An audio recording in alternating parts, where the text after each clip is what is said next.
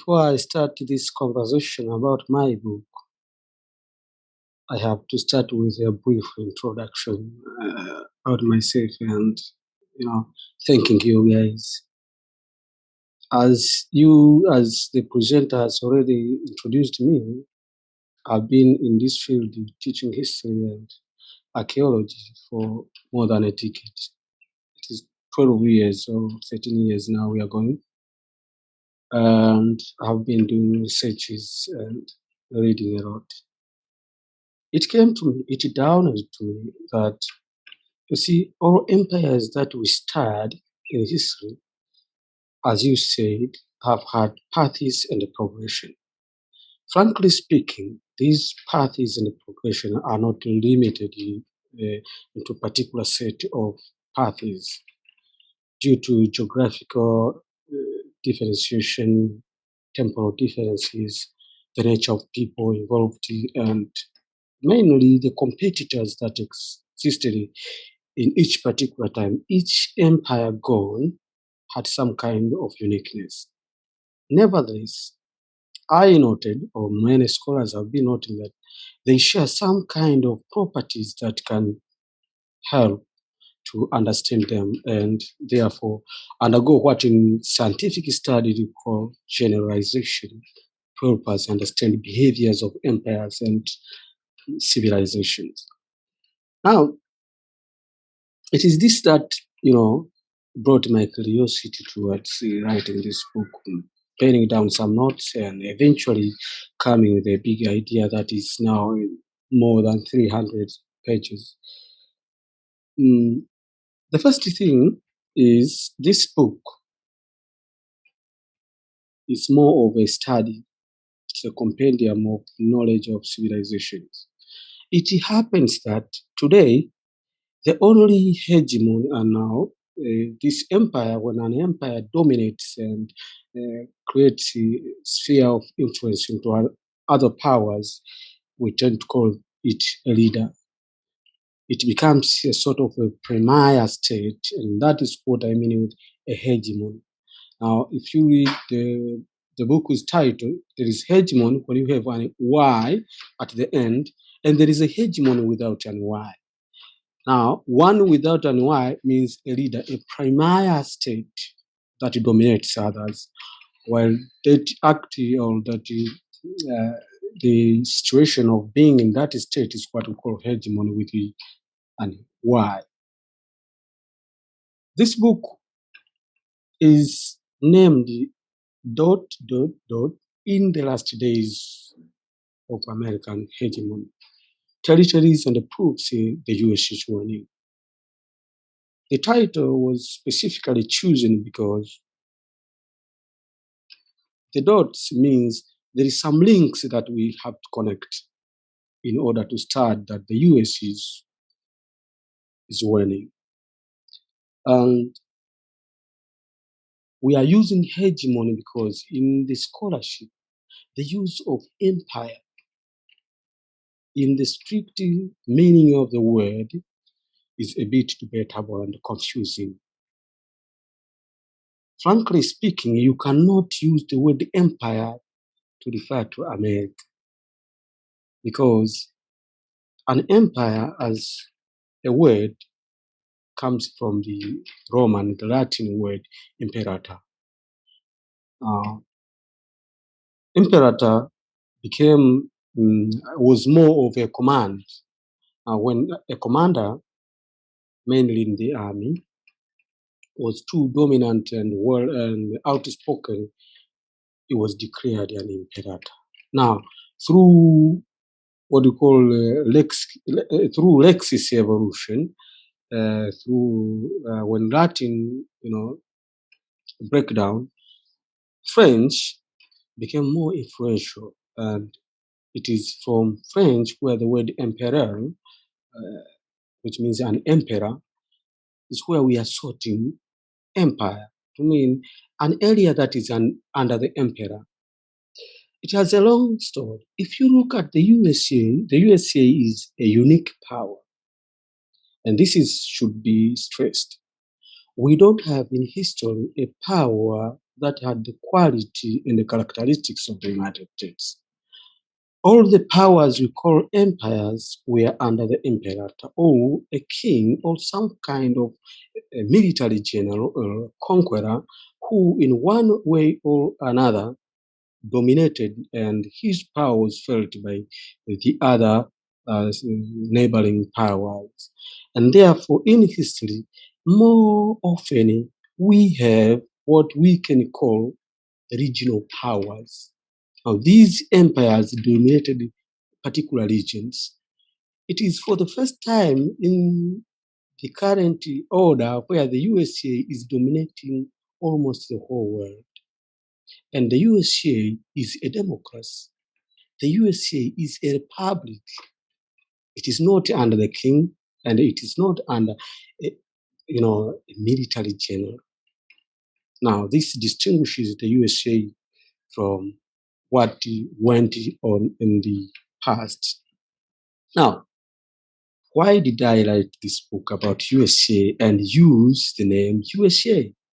While it is a compendium of some kind of studying empires and their paths, their characteristics, and whatever. Now, publishing this book was a decision I made personally, but for the sake of knowledge. I thought there is something that we have to learn about the USA, and that can be well understood if the past is correctly interpreted. Knowledge is boundless. Someone would ask me, why did you choose to write about the USA? Maybe you are anti-American or whatever. That is not true. Knowledge is boundless. We are not limited to a particular set of, states or sticking in the past, while we have a current hegemon that we can discuss. The current USA, as I noted, is a global hegemon and therefore influences most of the lands. We have a global dominance that justifies as being affected or influenced by the United States of America. If we bypass speaking about the United States of America, we bypass understanding what is happening to us, because the USA is influencing everyone. The USA is dominating many nations. The USA is curbing many nations into spheres of influence. And most empires are gone. But we have the United States of America as an empire that we can understand, that is alive. We can easily make reference to what we see and what we have been reading. Therefore, if we have to understand empires better, why not? Why not having a compendium that, expose the current hegemon that has things we can prove, things we can see. Now, and the uniqueness of the United States of America makes a rich ground for understanding empires and the controversies that have been, key towards making empires understood. Now, what I'm presenting is this book. This is a wallpaper for the ebook that you can find on Amazon, but the paperback and hardcover do have plain covers, and you cannot see this wall. It was used deliberately because, it reinforces what is the content in the book and helps better understanding of what we are referring to. It is for everyone to explore. Cover appreciation is not my area.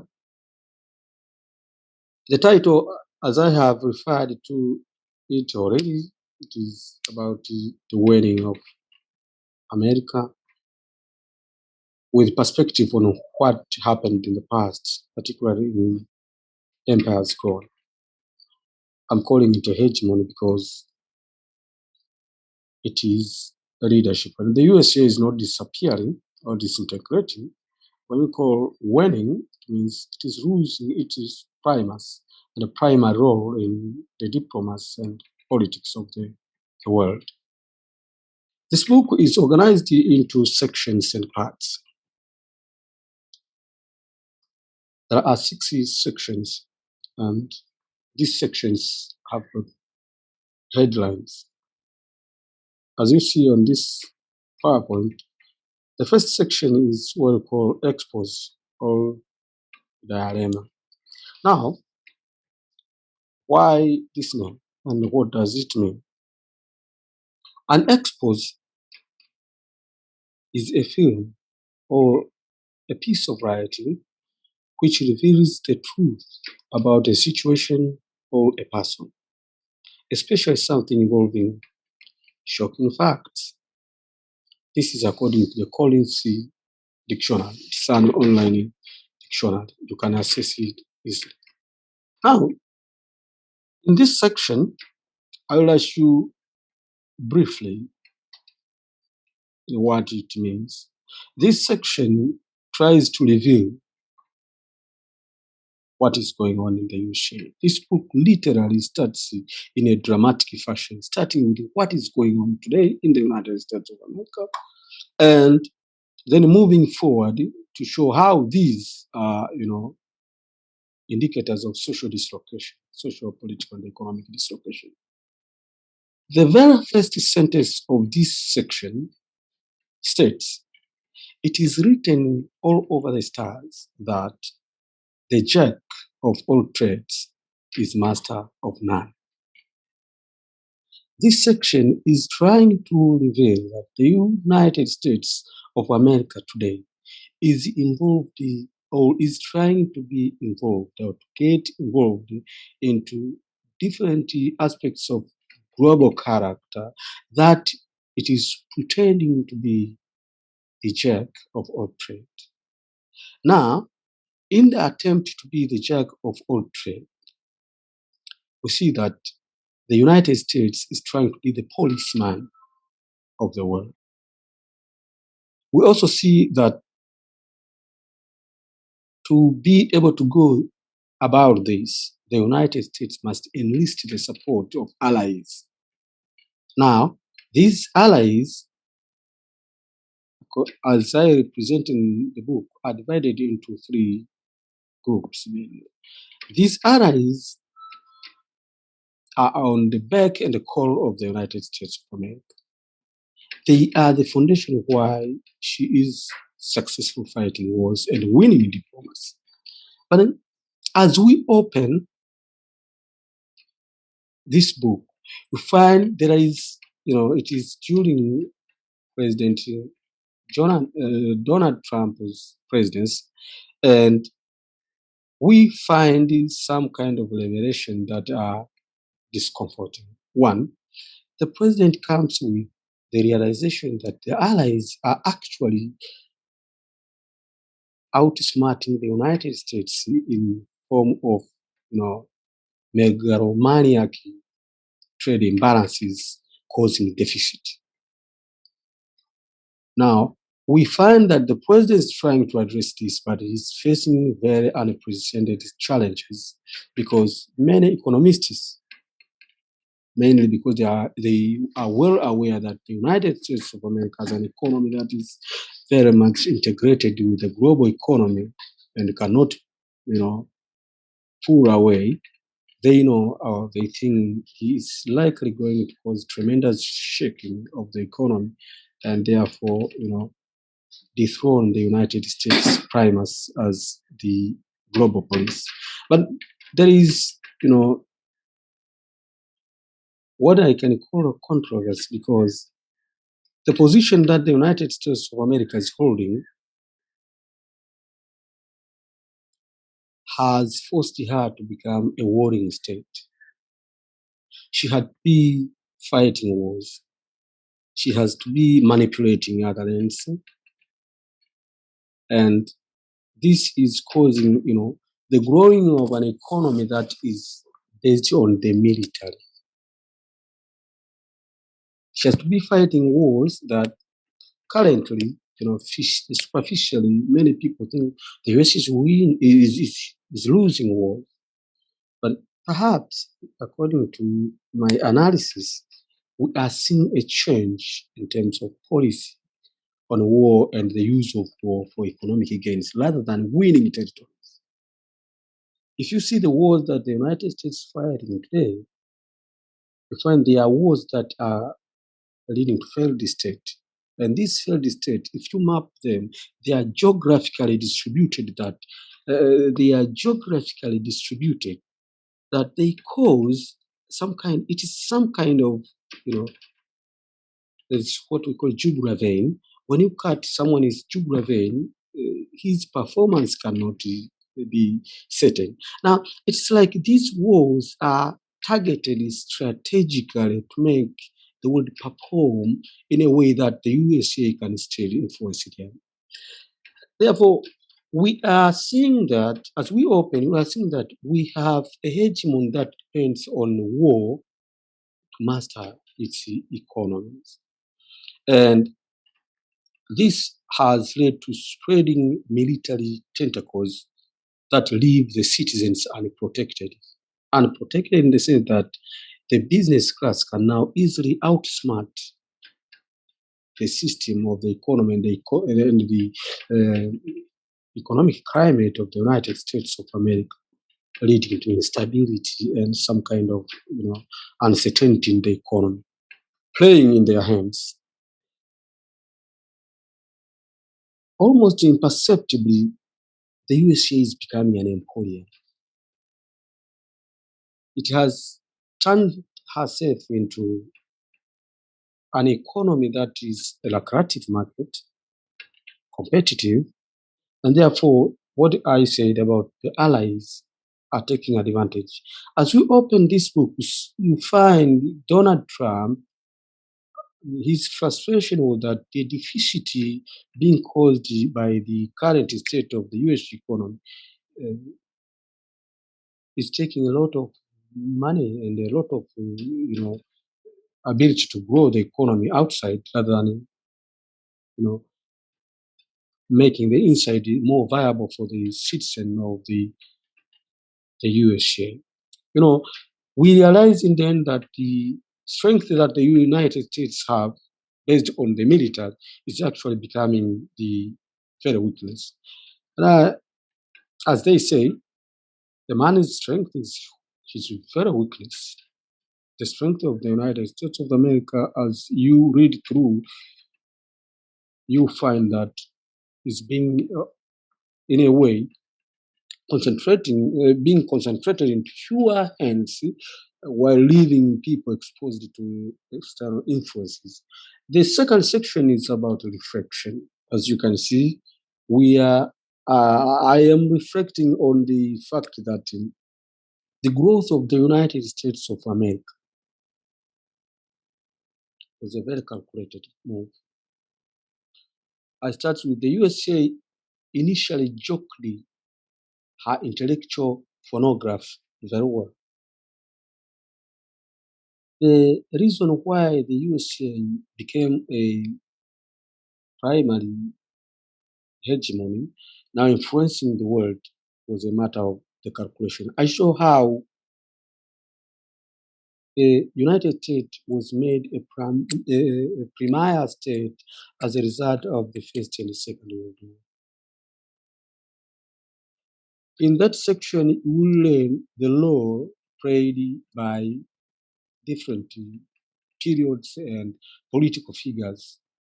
These people deliberately mastered the USA toward a path that would make it a powerful state by engaging it into war. Now, if you want to know why the USA became a premier state, you have to go back to the zeal that the migrants to the United States had.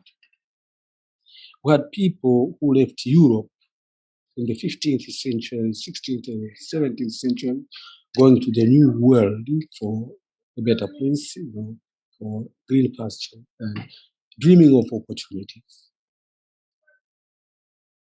What happened really is that when they arrived in the United States of America, or what you can call America generally, these people had one idea they called the Manifest Destiny. The Manifest Destiny was a collection of ambitious goals that involved a lot of assumptions. One of them was the thinking that they were undergoing civilization of other lands that they deemed uncivilized. And the collection of these assumptions made them belligerent. History has recorded that these people tried to root and uproot the Native Americans, and then try to establish themselves in America for themselves. Now, what happened after that, after the declaration of independence, when the British colonists left America, was the fact that the founding of America became an intellectual creation. In a sense, the founding fathers of the United States of America attempted to elect a state in form of a republic, of course, that didn't exist anywhere else before. It is for this reason that most scholars tend to say the United States as a republic is an experimental state, that is a new idea being experimented by, that was chosen to be experimented by the founding fathers. Now, the building of the state passed through different epochs. One of them was the influence of founding fathers and different doctrine and social philosophies adapted by those fathers. The creation of the republic was a slow process because, as you know, the United States is divided into different states. Now, they were not together because each state had its own authority. Therefore, it required unification in order to create the United States as we know it today. One of the most important contributions came from a one James Monroe. In 1823, he proclaimed what we call the Monroe Doctrine. This doctrine aimed to curb the influence of powers in Europe in the Western Hemisphere of America, therefore effectively declaring all the lands in the hemisphere to be the area of influence of the United States of America. Now, it is for the first time that we see the earliest imperial traits of the United States of America. Now, with the doctrine, America started approaching, encroaching on lands that were not primarily under her fold. Lands that were under Mexico and other neighbors were forcefully taken by the United States of America. And when countries in Europe attempted to interfere, the United States threatened the war.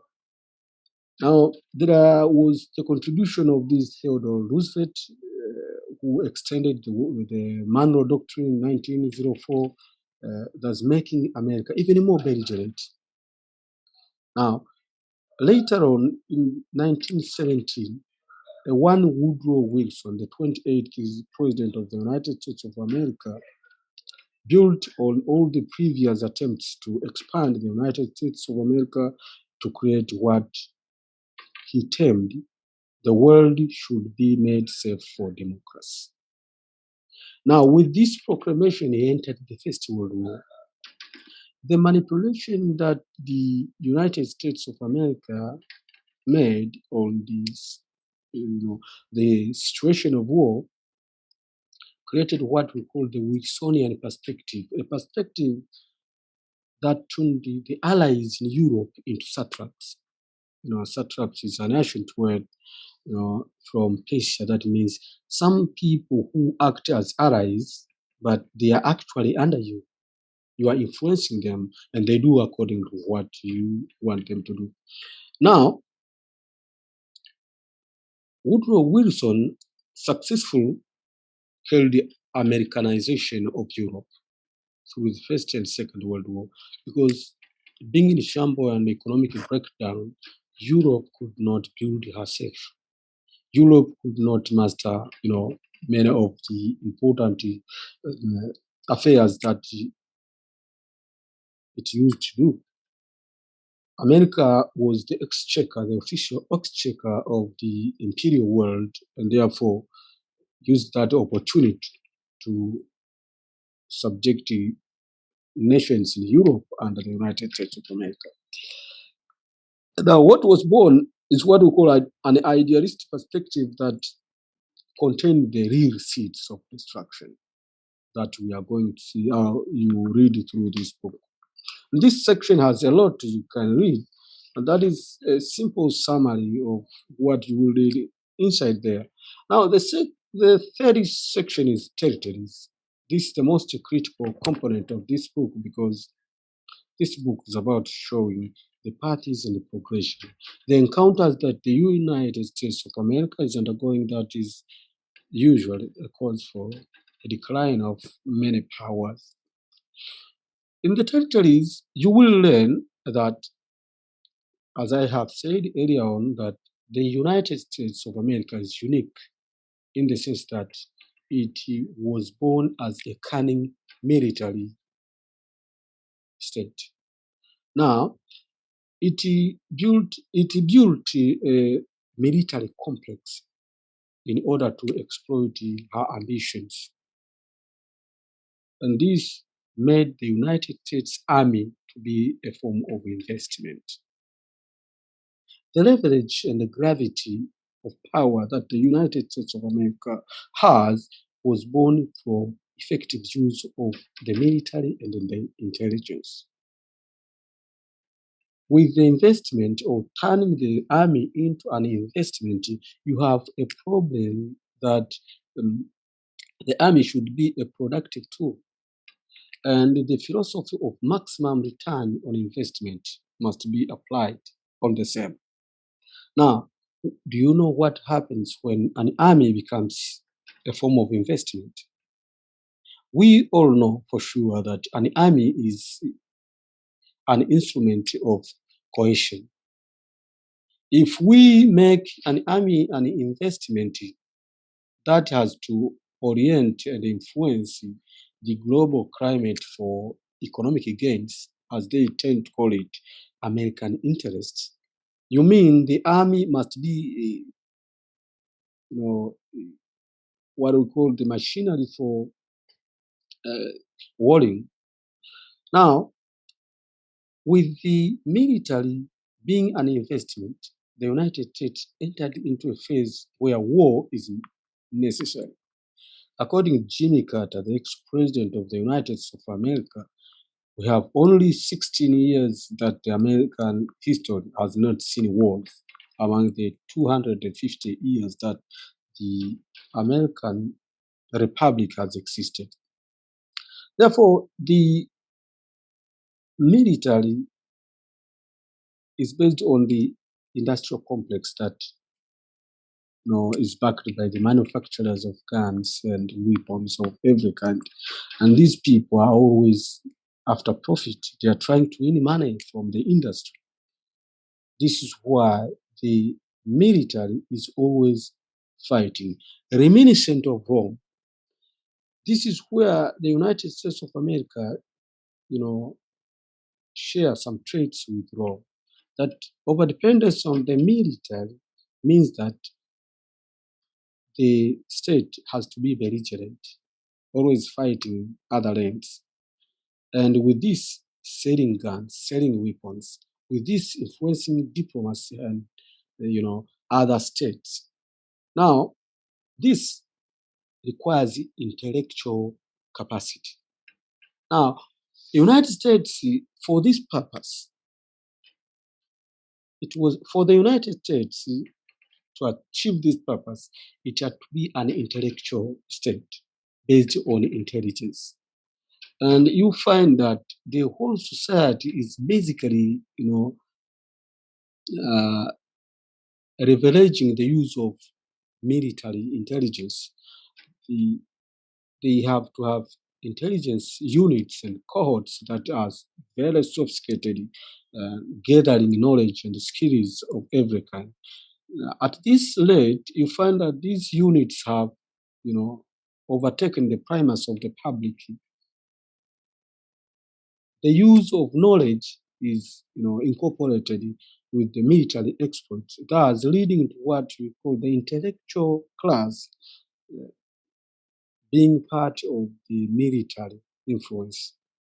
The military and the intelligence are using literally every brain in order to master their conduct of business and what they call the national interest. This is the environment where the class known as the lobbying class, the lobbyists, was born. Another influencers creating loopholes in the society and the fairing of the United States as a hegemon. Now,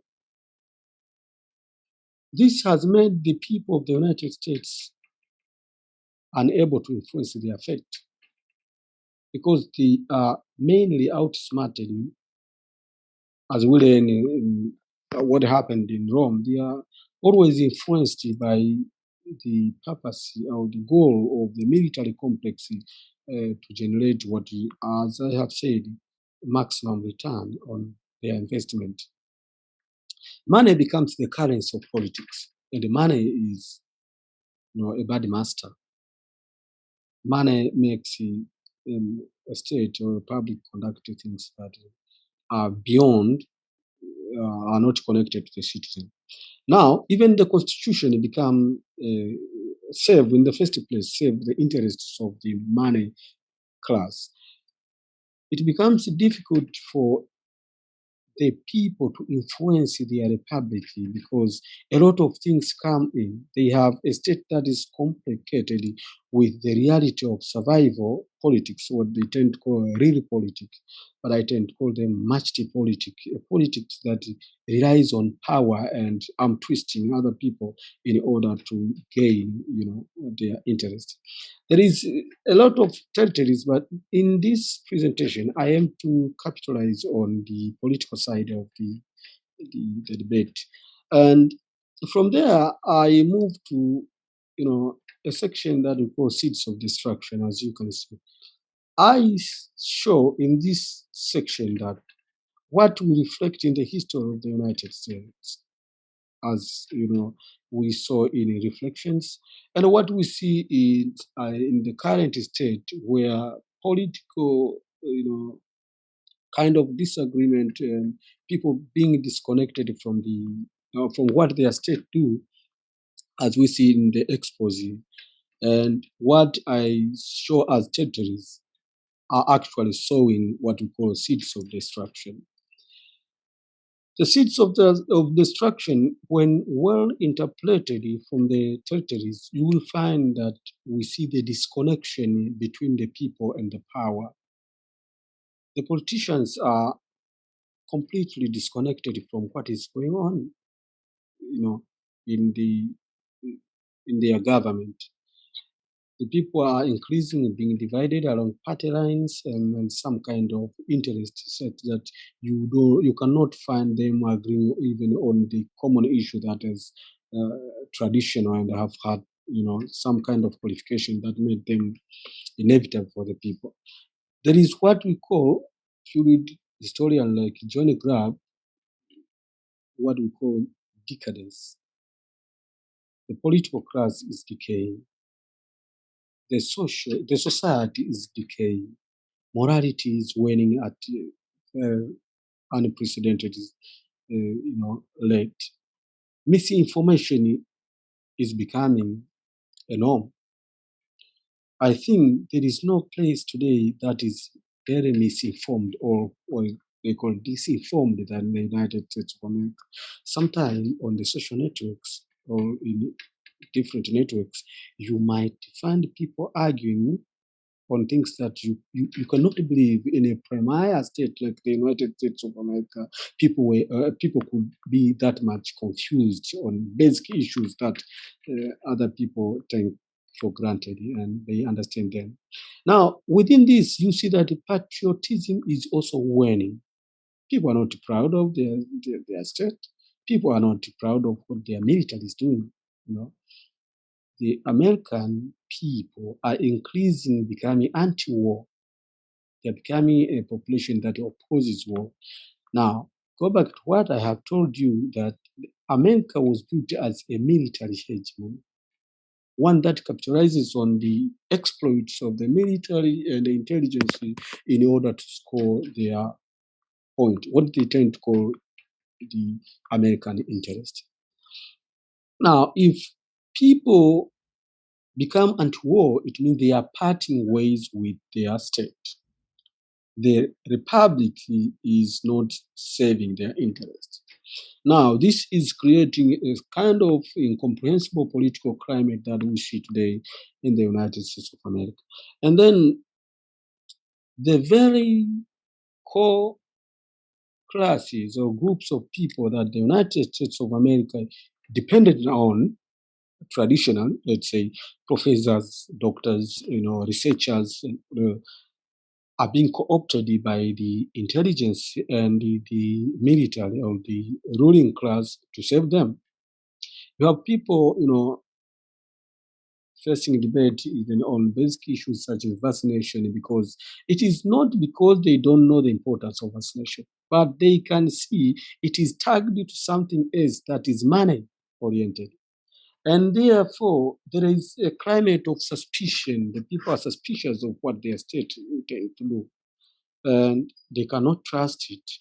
That becomes a problem. That is the waning of patriotic feelings among the people is danger to the state. And then there is the dislocation of the society. You know, more recently, there are even some states who are trying to declare a referendum for breaking down on secession, because, they think America is not being treated fairly by the political class. Now, there is also the days of social philosophy, the way people used to consider themselves, the way people used to believe about the state and their role, including the fact that people do no longer see that the primary goal of the state should be fighting wars, should be getting involved in unnecessary wars. And this is eroding patriotism, but it is also risky to the governing the ruling class, the leadership, and is influencing what we can say a trend that is not, cordial to the future of the United States as a hegemon, as a leader of global affairs, because people are losing interest in being a leader. People are thinking of some countries that are not leaders in global affairs, let's say Sweden, Denmark, and other countries that are considered happiest. Americans are earning a lot of return coming to their state, but it doesn't seem to improve their livelihood, and therefore people are a bit disconnected from from the affairs that their state is prioritizing. And that is what I call the falcon cannot hear the falconer. If you read in section, I think that is part 7 or 8. Now, these are seeding destruction. As you read through, you find that the United States of America is appearing, caused by the commitment of her people, is waning. Now, to substantiate what I write inside this book, I had to go back to history. And this created the section that you call reading the past. In reading the past, I go back to take selective empires, mainly Macedonia, Persia, and Rome, because these were really big states, and they were empires that covered a considerably big geographical, territories in terms of their influence.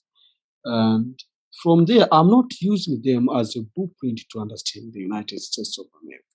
I'm using them as a way to study how people in those states, diverted from what their state stood for. You will learn in this part that actually what people come to realize in the end is that their politics is instrumental to the well-being and success of a select class that actually piles negation on them, and therefore start parting ways with their leadership, leading into crumbling or decay of their civilization, especially, no, I don't mean civilization, I mean their hegemony. Now, the last section, which is man in his nature, goes back to sourcing. Why do people come together and covet power, thus creating strong polities that is an empire or a hegemony? And then after a time, their passion for being powerful when leading into decline of states. I go back to reading the human nature. This section is known man in his nature. It is going back to learning what humanity is, what are the aspirations that govern the laws of human nature. Why do people eventually lose interest into being predominant and humiliating of others, and thus leading to the relevance of the concept of empire being not favorable to them? I This book is connecting the waning of empire to the human nature. That a human being does not keep things the way that the politician would want them to do, because in the end, people become uninterested and lose hope in their leadership and ask themselves. For example, in Americans today, people are asking, why should we be attacking other lands for economic reasons? Why should we be controlling other people? Why should it be our business to be involved in other people's affairs, wreaking havoc and leading into destruction of different lands? Now, this is rooted in the human nature. After a long time of learning, republics, democrats, or empires, either because of intellectual growth or some kind of uh, learned experience, people lose interest with being premier state, and therefore this human nature led to destruction. I go far to even to there is this story of in the for I take it from the Bible, where you have Adam and Eve being given a garden to reside in. That was democratic, that was natural and sustainable. But they had to question God. Why did he restrict them from eating this kind of food? This food. Human mind is very inquisitive and is rebellious in a way. Now that nature usually causes people questioning everything. You can try this even to a child, even when you provide her with all the necessities. She should be likely to question, to try the difference. So what if I do this different from what I'm being told? Now, that is the nature that human have. People, after a long time, 3 centuries, 2 centuries of being in a state that exists in a particular way, they tend to lose interest. Now, those are things you can learn learn in almost all empires gone in history. Now, that is the section that is in brief these sections and their parts. That is what they contain. Then,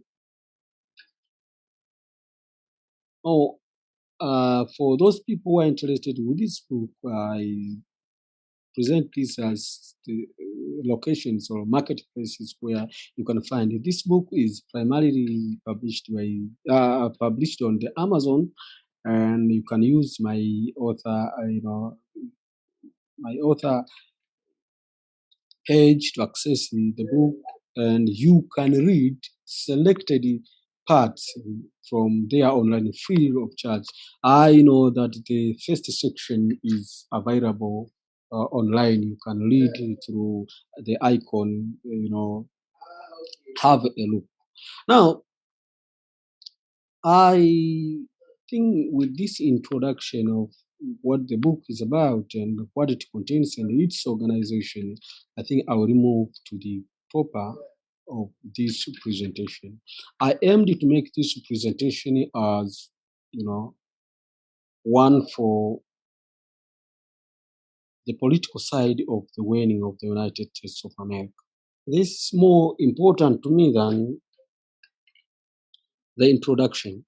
Now, in order to understand why I argue that the United States of America is winning, we have first of all to acknowledge several facts.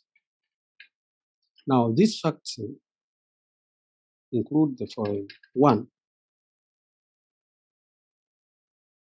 the United States of America is a republic, but then republics do not survive longer than 300 years. Rome had a history divided into three periods. There was the earliest period you call the Roman Kingdom, and then there was the Roman Republic, and then the Roman Empire. Now, if we take the period that is relevant, that is the Republic, Rome never crossed 300 years, and Rome was the longest surviving republic. There is no republic in history that existed for time longer than Rome.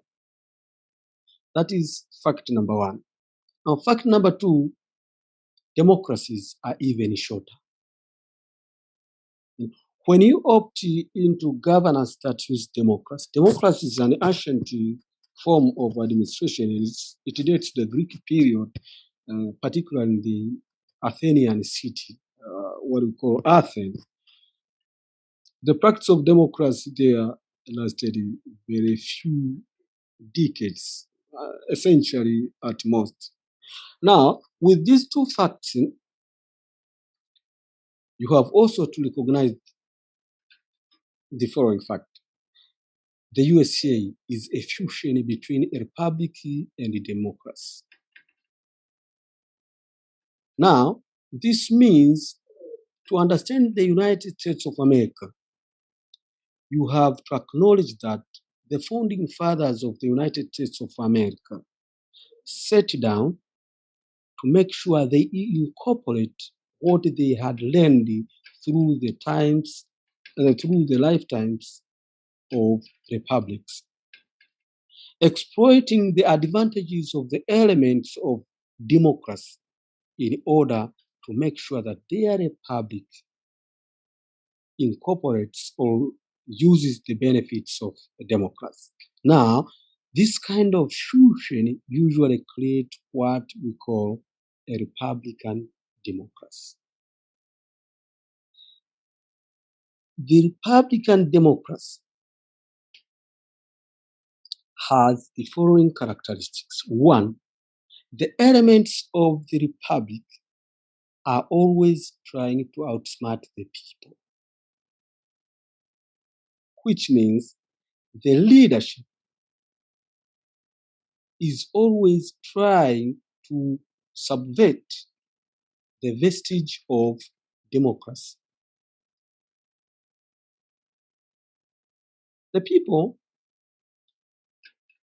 believe that the Constitution, in this case, Constitution is representing the laws generally, because the Constitution is the mother law, and therefore all the laws that emanate from the Constitution, can be, referred to as, derivatives of the Constitution. Now, within the Republic, The elements that favor republicanism form a class that manipulates the public, and this class is known as the oligarchies. The oligarchies use the laws. Remember, I previously referred to constitution in order to try to manipulate the public. It becomes the game of chess. The oligarchies studying the population, studying the public, and trying to outsmart them. The public is using their democratic rights enshrined in the constitution, the law, to make sure that they influence their state. You have two sides that are, in a way, reminiscence of the rat and the cat and the mice race. Political parties are usually covers that are instituted by the oligarchies in order to hide their actual grip on power. With this, as I have already explained, we have two classes trying to outsmart each other. This is the form of state that the United States erected for herself. Now, what happens now, over time, the oligarchies learn how to go around the laws. I indicated in the first place that you have these dominant classes trying to use the laws that are, elevated by the public to try to beat them in the same game.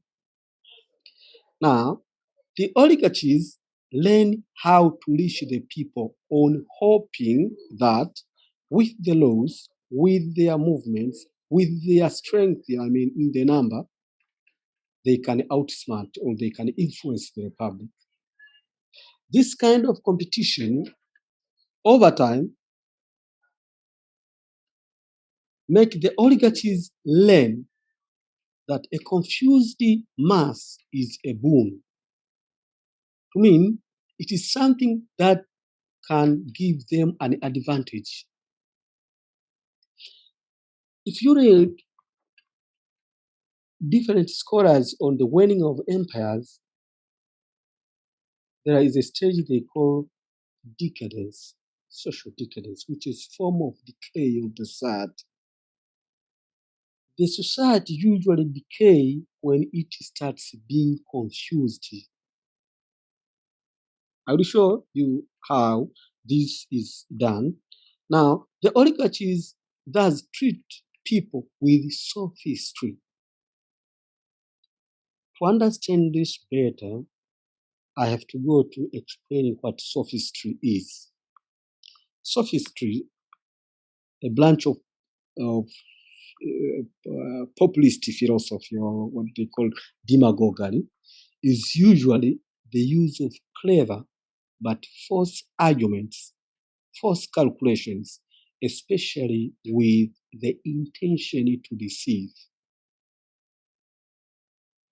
In a republic that uses democracy, people use the fact that they are a democracy to try to use their number to outsmart the oligarchies. The oligarchies find ways to go around laws and the constitution by being soft-spoken and clever to the arguments of the public. This is what we call sophistry. In other words, they become capable of telling you this is a cow, when in reality it is a rat. Now, learning the decline of the United States of America, I am saying sophistry is now peaking. The ability of the oligarch class of the United States of America to outsmart the public is incomparable at this time. Now, I will exemplify this sophistry and its application in things that are common. And they are very clear because you have heard them in the media and you have read them in the book. Have you ever heard people say the United States of America is fighting wars to protect national interests? Now, when the United States fights, she has never fought inside the United States of America. And excluding the First World War, where America, alleged being attacked by Japan on the Pearl Harbor, there is no any other war that called Buret by shooting an American citizen in America. All war that we know over the history are wars that America went to fight somewhere else. Now, let us assume it is Libya. America influences the NATO allies to go to uproot Muammar Gaddafi.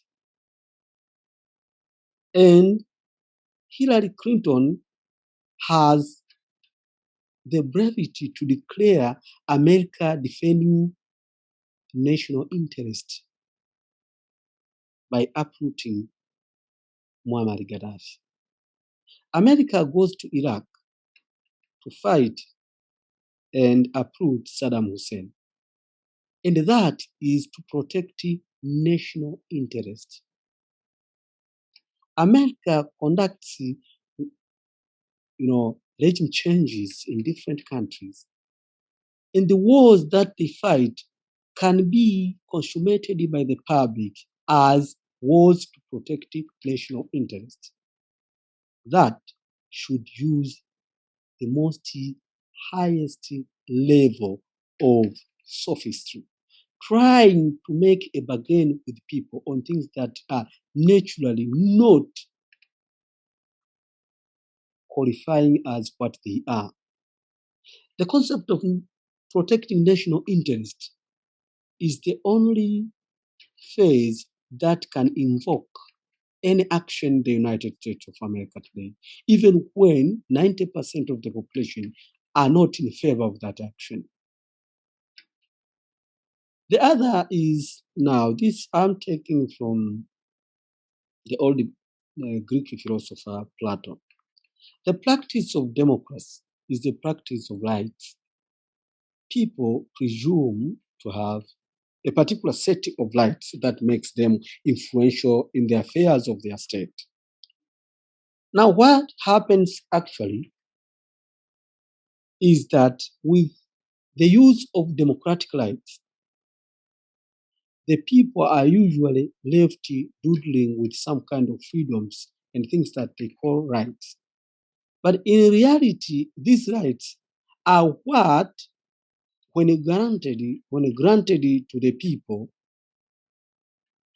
make the people capable of letting their state do what they do. For example, America fights war elsewhere to defend democracy. Now, if the United States of America declares it as a war for defending democracy, the population tend to favor that kind of decision. Even when it is purely economic, even when it's purely strategic, it is introduced as a war for democracy. Today, America is supporting war in Ukraine through the president of Ukraine. That is also termed a war for democracy, a war for democratic right, a war to support a democracy, a democratic country.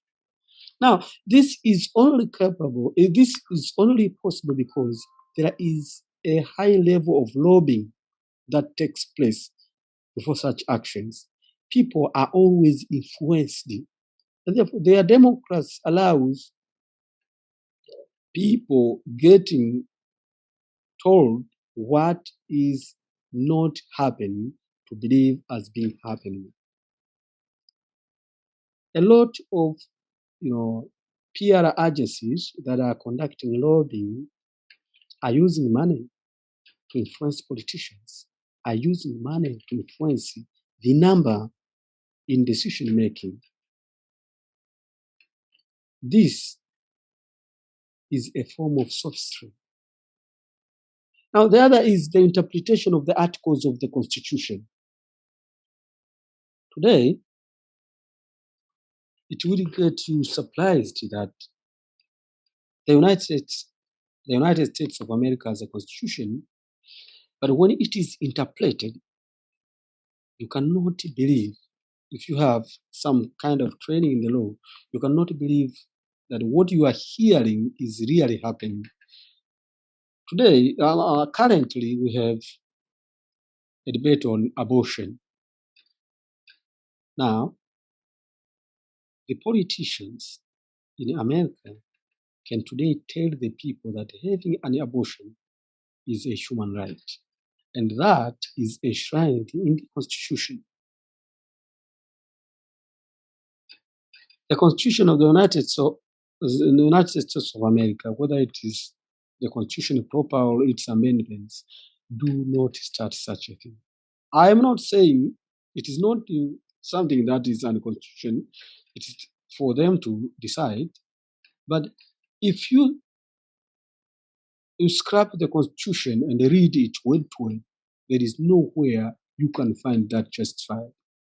But they have a way to interpret the Constitution in a way that fits particular political agenda in time. Now, this has made people, resent what their state is doing and what is standing for. Therefore, leading to a state that we can see that there is increasing disconnection between the people and what their state stands for. Another example is the concept of gun ownership versus security. The people own a gun, and this is declared in the Constitution. The right to bear arms. People are allowed to buy and use guns for self-defense. But in the first place, according to the Second Amendment, it's about checking the possibility of tyranny. The people are accorded the ability to defend themselves against their government when it turns to be, dictatorial.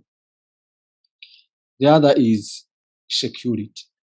Frankly speaking, it would be very difficult for someone to convince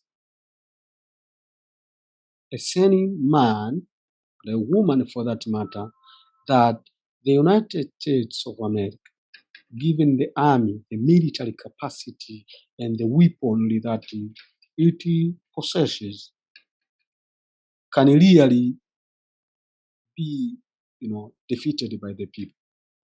That if a dictator or a tyrant rises in the United States of America, the people can take their guns and defeat the dictator. You would need to think a lot of things. You would need to consider a lot of things. And I'm writing in this book that actually the constitutional proclamation for the ownership of gun as a right and the way that the people can defend against the tyrant is a white elephant project.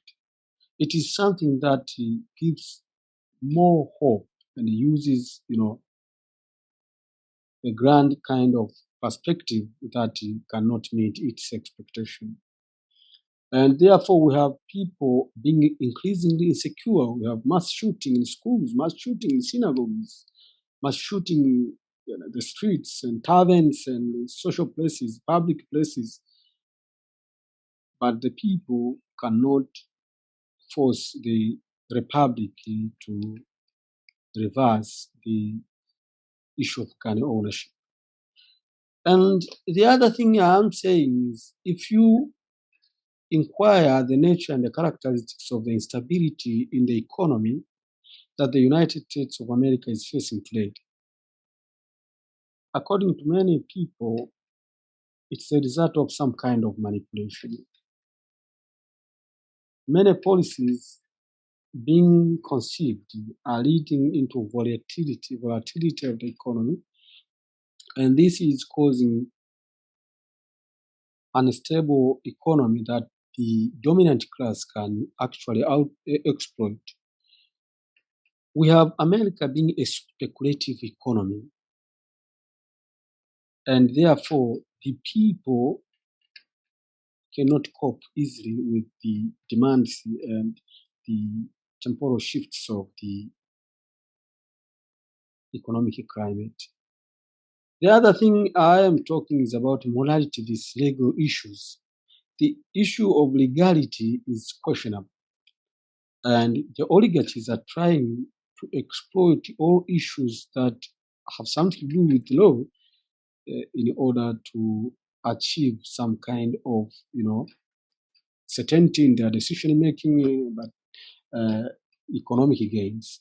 Now, this is affecting the quality of leadership that was responsible in the first place to make the United States what she became as a powerful state that I am saying is a hegemon. Now, these kind of sophistries, as I have said previously, the media misinformation, disinformation is another kind of sophistry being used. People are being treated with what they call junk kind of knowledge and information that make them that leave them wanting and asking, and therefore the dominant class outsmart them in all attempts that they try to leash their republic. Now, the question, the concept of freedoms and rights is another way that is being used to outsmart the people. You know, in civilizations, especially when it is under democracy, people tend to think that their freedoms means everything, and the rights that they are claimed to be entitled to means everything. Now, this is not true, because freedoms, according to Plato, are the way, are the means by which the oligarchies use to outsmart the people. Freedoms actually are instrumental in degrading the quality of the citizenry. We are, according to Plato, we are not talking that people should not be without freedom, that people should be denied their rights, but the way their rights are given and the way their freedoms are managed is always made to make them, a bit excluded in, influencing their state, because uh, they are used as bargaining chips. Those who take power usually promise them some kind of rights and freedoms.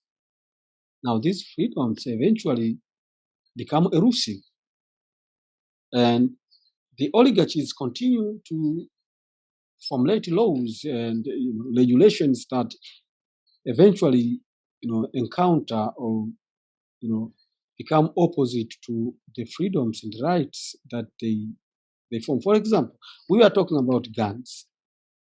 You give someone the freedom to buy gun and use it for self-defense. It is well understood that the society is not sane. A lot of people are apt to using guns for, different purposes like mass shooting.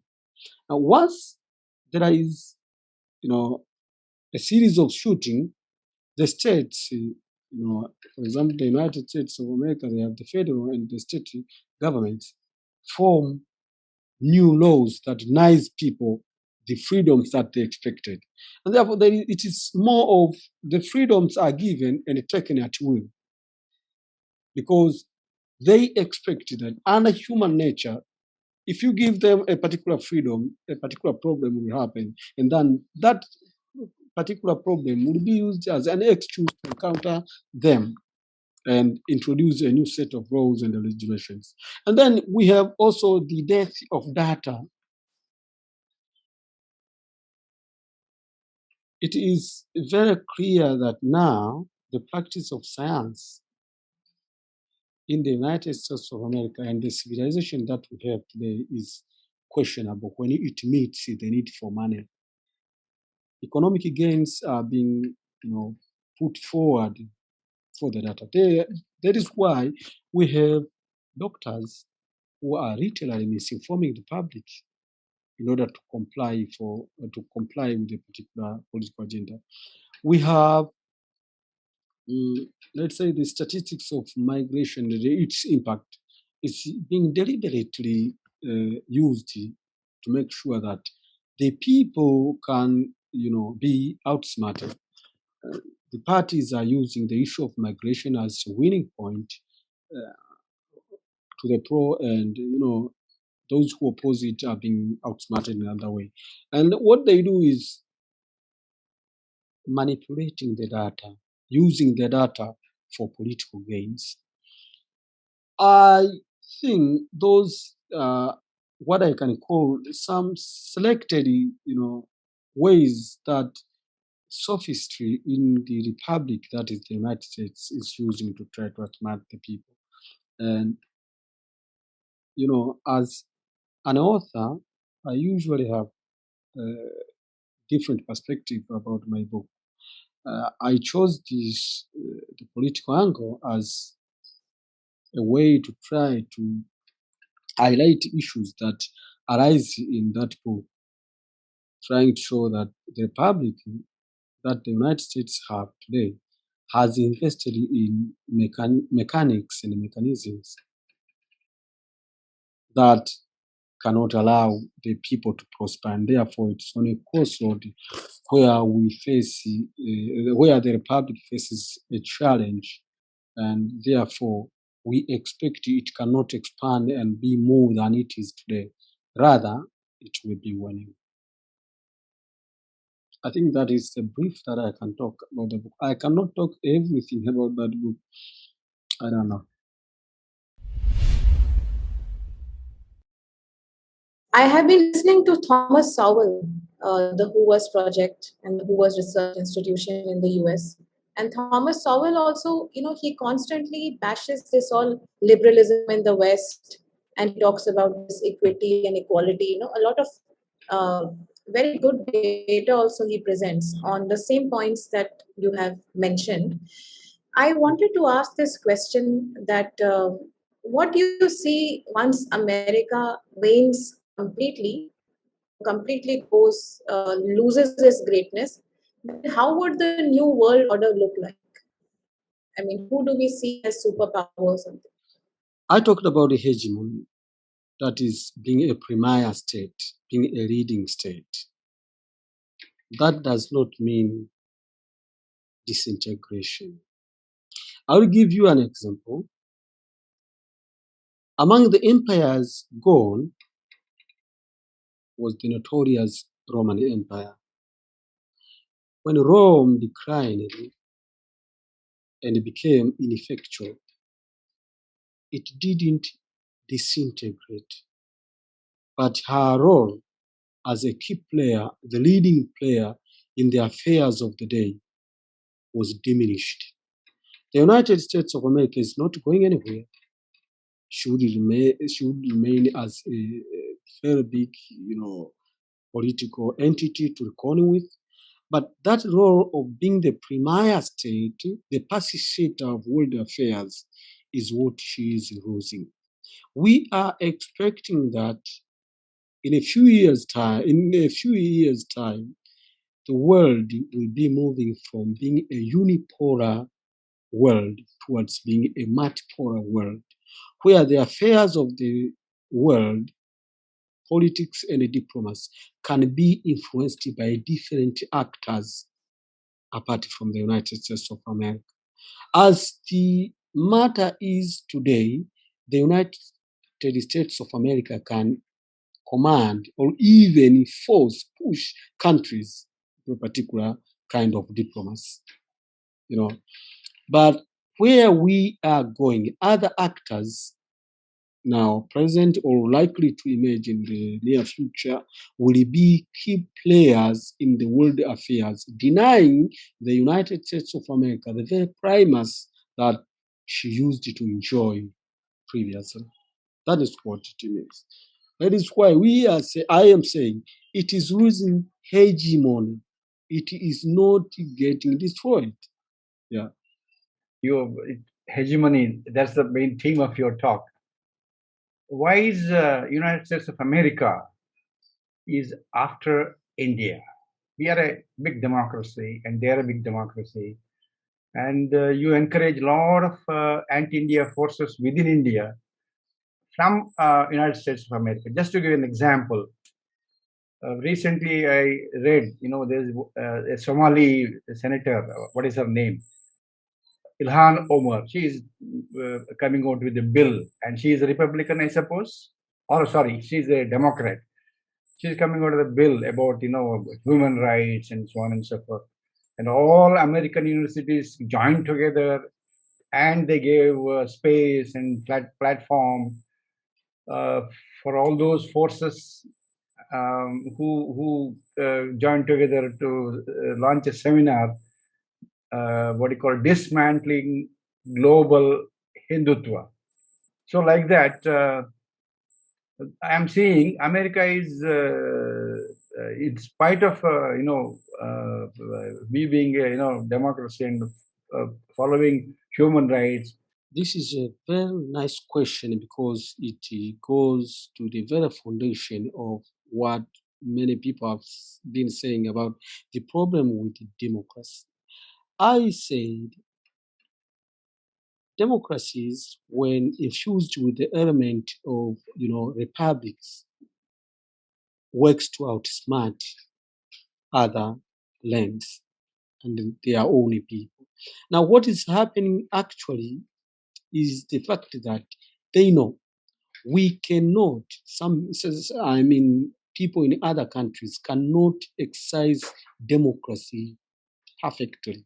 And therefore, it is most likely that if you push to them democracy, you push democracy to them, it will likely confuse them even more. Now, leading to opening up of more strategic mistakes that the United States can exploit. For example, the pushing of democracy in most third world countries brought more problems than solutions. Now, those problems became the very opportunities that the USA could claim to go to address. If you say, for example, in countries where the United States, intervened, let's say in Iraq, they were accused of being dictators, of being anti-democratic. Now, trying to push to them democracy, it means you open up a space for manipulating them easily. The state that we have in Iraq today is less stable compared to what we had during Saddam Hussein. The state that we have in Libya today is less stable compared to what we had during Muammar Gaddafi. Now, that kind of state allows even more room for easy manipulation. It is not that the United States loves other countries and therefore thinks they should enjoy democracy. That is not true. But it is because under their social context, their structures, their history, if you give them democracy, you give them more competition and contentions. Now, that opens up a strategic room for and the way to manipulate them. The same applies if you give democracy to Somalia, which is already a failed state. you are meaning these people should be, in constant conflict because they cannot agree even on the basic issues. Now, if you give them democracy, you are meaning the majority can easily be outsmarted by any other force that can be fomented. That is the only reason. Democracy is not just for helping other states. It's for trying to create the strategic condition that can allow manipulation. That is. Do you have any concluding remarks, some remarks towards the end before we end the talk? Yeah, maybe the remarks that I can make has something to do with the nature and the characteristics of hegemonies. We are talking about politics becoming preeminent. And from history, we learn that people always have social, political, and economic challenges that makes them changing over time. Their perception and their, reception of issues is always related to what they experience from time to time. Now, it is experience that usually change people and lead to the decay of hegemons and empires. The other thing that I can talk is that there is no single perspective that can satisfactorily help to understand empires, because across different eras and epochs, empires are, contained in their own geographical locations, their own social fabric, and even their historical experiences.